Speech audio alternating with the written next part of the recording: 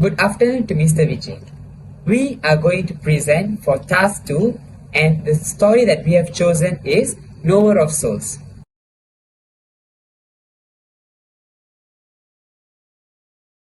So, first of all, we are going to take a look at the setting of this story. So, the first setting that we can identify in this story is clinic or medical facility. This story is centered around a clinic or a medical facility where Dr. Nisma treats patients, particularly those with mental health issues. This environment serves as the backdrop for interactions between Dr. Nisma and Vita.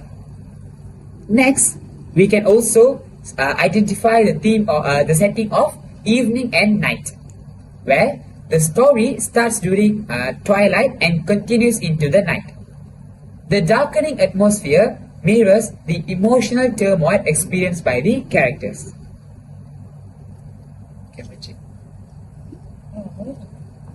The next setting will be outdoor spaces. The outdoor areas such as the clinic vicinity and a garbage heap play a role in the story, where the cries of a baby and Vita's emotional reactions connect to the setting. Next will be the time frame. The story does not explicitly mention the time period, but the themes, language, and societal attitudes suggest it might be set in a contemporary or recent time. Okay, the next setting is isolation and loneliness. The clinic's setting and the description of the evening contribute to an overall sense of isolation and loneliness. The clinic's quietness and the emotional struggles of the characters intensify this feeling. Emotional intensity, which is the last setting of this story. The story focuses on the emotional struggles and conversations between Vita and Dr. Nisma. The clinic setting enhances the intimacy of their interactions and allows for introspection and exploration of Vita's inner thoughts.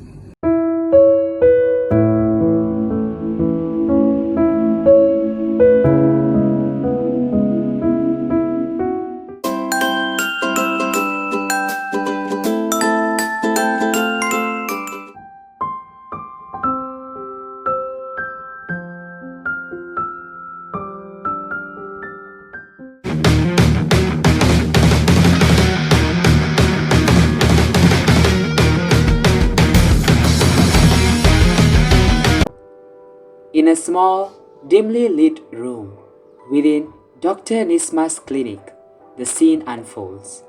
Vita, a visibly distressed woman, sits in a chair. Dr. Nisma, her therapist, is seated across from Vita, speaking in soothing tones, attempting to comprehend Vita's anguish. Vita is overwhelmed by her emotions and seeks solace. Vita, tell me more about Ray. What happened after he left you? It all started when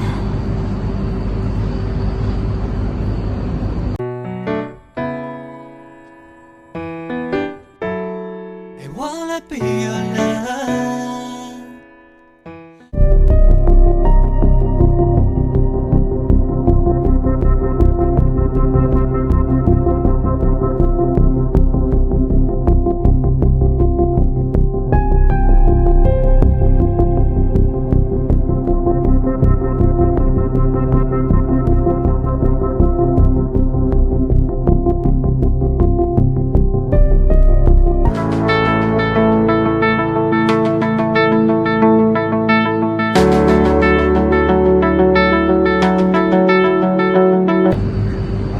he abandoned me, doctor. I felt worthless. I wanted to die, but then I found solace in the baby I rescued. That baby seems to be key for your emotions. Tell me about the moment you found her. I heard her cries near the clinic train. It was like a sign. I thought she needed me, just like I needed someone. I wanted to protect her, to give her the love I never had. It seems like the baby gave you a sense of purpose. But why you think your life is worthless? I've made so many mistakes, Doc. My past haunts me. I'm afraid God won't forgive me. I don't want to live with this guilt, but I can't leave the baby alone. She is my redemption, my chance of salvation.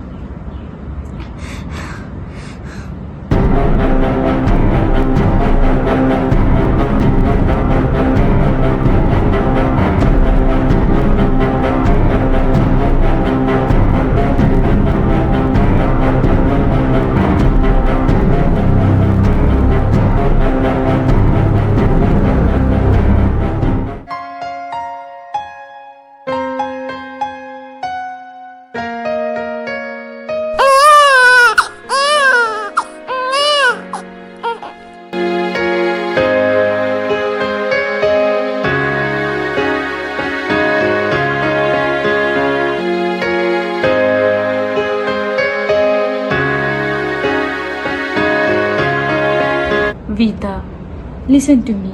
Your life has meaning. The love you have for this baby shows your capacity for goodness. You can make amends for your past. Do you really think so, Doctor? Can I find forgiveness? Yes, Vita. It won't be easy, but with time and effort, you can heal. You must focus on the present and the love you can give to this child. So, the next element that we are going to take a look at is the plot of this story. So, in the plot, we can divide it into three, which is the rising action, the climax of the story, and finally the falling action. So, let's take a look at the rising action. So, in the rising action, it states that Vita shares her feelings of suffocation with Dr. Nisma, admitting that she often contemplates death but not yet ready to meet God. Dr. Nisma listens patiently, understanding the importance of words in encouraging Vita. They discuss the chaos of life, and Dr. Nisma provides comfort by assuring Vita that all human beings have problems and it's part of our life. With that, it continues to the climax of the story where Vita's mental distress reaches a critical point when she grabs a dagger and threatens to kill herself. Dr. Nisma and her assistants, Amy and Julika, intervene to prevent Vita from harming herself. Vita's erratic behavior and emotional outbursts continue, creating a tense and critical moment. And finally, during the falling action of the story, Dr. Nisma uses the sound of a crying abandoned baby to distract Vita and prevent her from harming herself. The baby's cries trigger Vita's maternal instincts, and she becomes fixated on carrying the child. Dr. Nisma manages to take the dagger from Vita, and Vita hands over the baby in exchange. So that is the explanation on the plot of this story. Okay, let's move on to the characterization. Firstly, we look at Vita. Vita is a central character of the story. She is portrayed as a woman who has faced numerous challenges and misfortunes in her life, leading to emotional distress and mental instability. She struggles with feelings of worthlessness and contemplates suicide. Despite her troubled state, she demonstrates deep love for her child and desires to protect the baby from harm.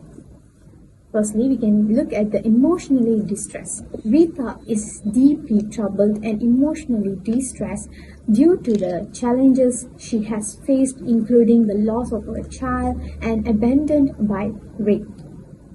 Secondly, maternal love. Despite her mental instability, Vita demonstrates a strong maternal instinct and love for her child, expressing a desire to protect the baby at all costs.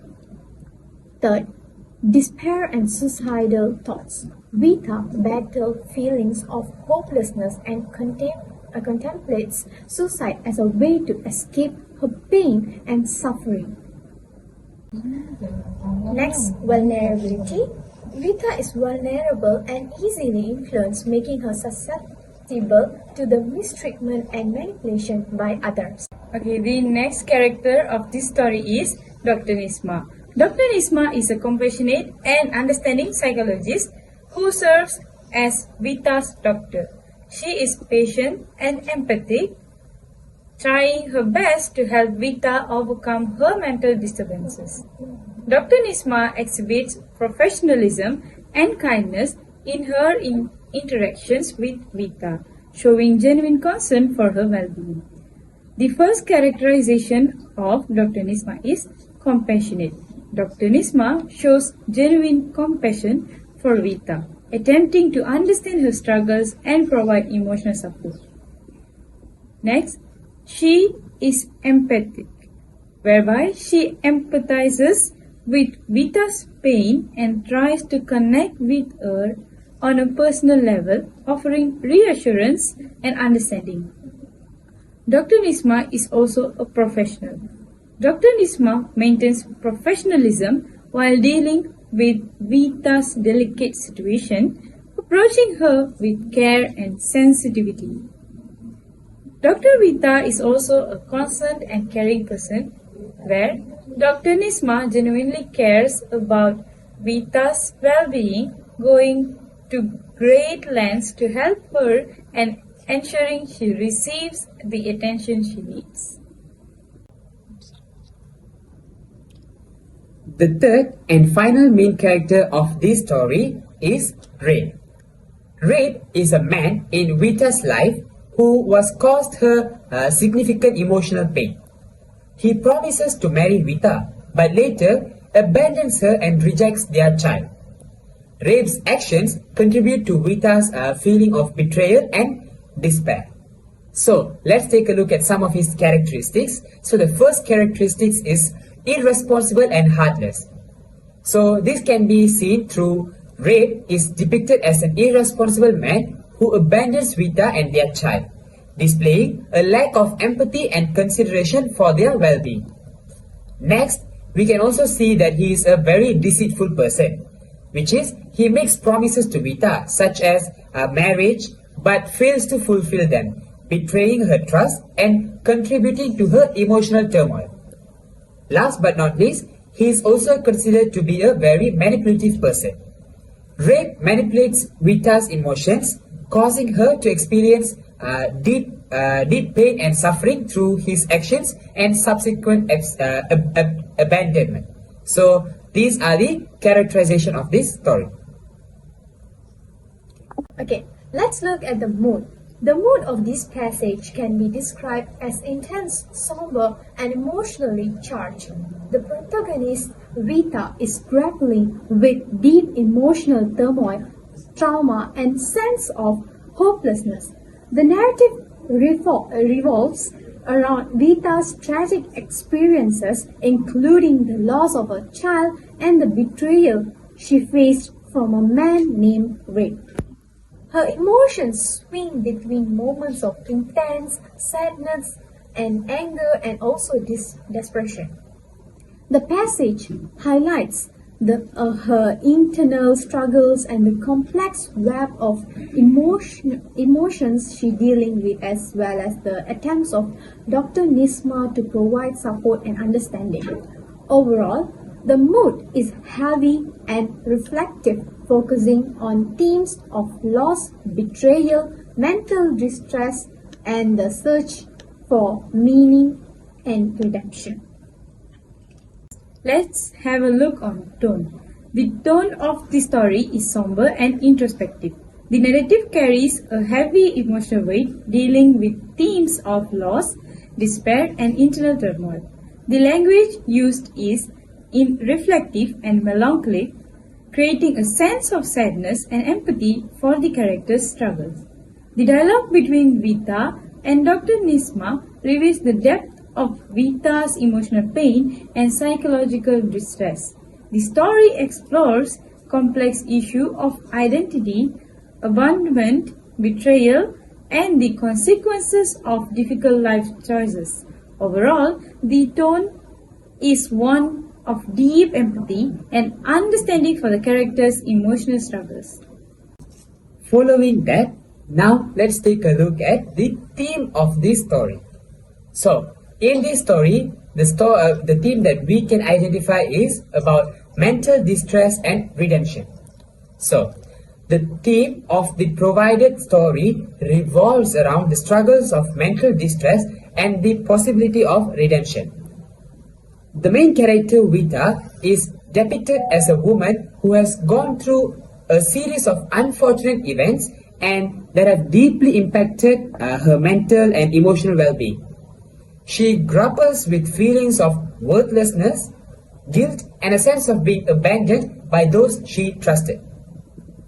The narrative highlights Vita's internal turmoil as she recounts her past, her troubled family dynamics, her relationship with a man named Rape, and the heartbreaking loss of her child. Her emotions range from despair and anger to fleeting moments of hope and connection, only to be followed by further distress. Her mental state vacillates between moments of lucidity and delirium, reflecting the complexity of her psychological condition. The theme of redemption comes into play when Vita's connection with an abandoned baby prompts her to reflect on her actions and decisions. The presence of the child serves as a catalyst for her to confront her past and the choices she made. Through her conversation with Dr. Nisma, Vita seeks understanding, forgiveness, and the possibility of starting anew. The idea of redemption is symbolized by her desire to protect the baby, offering a chance for her to find purpose and make amends for her past mistakes. So overall, the text dwells into the intricate nature of mental distress and the impact of past experiences on one's physique, and the potential for healing and redemption through self-reflection, understanding, and connection with others. So that is the theme of this story. Okay, now let's look at the point of view. This short story is written in a third-person point of view, as the narrator is someone or some entity who is not a character in the story. This point of view uses pronouns such as he, she, or they to describe characters. For example, the narrator used the word such as she and her to describe the main character, Vita. Moreover, the third person point of view can be further divided into two types, which are limited and omniscient. In this story, the third person omniscient point of view is used as the narrator has complete knowledge of thoughts, feelings, and experiences of all characters. This all-knowing narrator can provide insight into multiple characters' perspectives, which can create a comprehensive understanding of the story's events and characters. It allows readers to see the bigger picture and understand the motivations of various characters. For example, the narrator is able to describe the feelings and thoughts of Vita and Dr. Nisma during their conversation. Now, let's have a look on the message and conflict of this story. First, desire for redemption. Vita's desire for redemption is in conflict with her feelings of guilt and shame. She is haunted by the fact that her child died, and she feels responsible for its fate. She believes that she is unworthy of forgiveness and that her sins are too great to be cleansed. The next conflict or message is maternal instinct. The discovery of an abandoned baby near the clinic introduces another layer of conflict. Vita's maternal instincts are triggered and she wants to protect and care for the baby. This creates a dilemma for her as she has a newfound purpose to live, but is also aware of her own struggles and the challenges ahead. The next message and conflict is emotional turmoil, where Vita is grappling with intense emotional distress due to the loss of her child, her relationship with the irresponsible man Rafe, and the feelings of being abandoned by those around her. Her emotions are in turmoil, causing her mental state to become unstable. The next message that we can get from this story is about self-worth and acceptance. Vita's self-worth is deeply undermined by her family's negative opinions on her, as well as Rafe's betrayal. She struggles with feelings of worthlessness and believes she is not deserving of love or respect. Next is about suicidal thoughts. Vita's desire to end her life and escape her pain is significant conflict of this story. Her suicidal thoughts stem from her belief that death would provide her with relief, that she wouldn't have to confront her mistakes and sorrows anymore. Now let's look at how does the story create your awareness and appreciation of a multicultural world. Firstly, cultural diversity. The story touches on various cultural aspects such as family dynamics, societal expectations, and the challenges faced by the characters within their cultural context. Vita's experiences with divorce, remarriage, and societal judgment are common themes across different cultures, and they highlight how cultural norms can impact individual lives. Next, we can see personal struggles. The story shows how cultural norms and personal choices can lead to internal struggles. Vita's dilemma between her own desires and societal pressures reflects the universal conflict that individuals often face when navigating their own paths within a cultural framework. Human emotions, which is human emotions portrayed in the story, is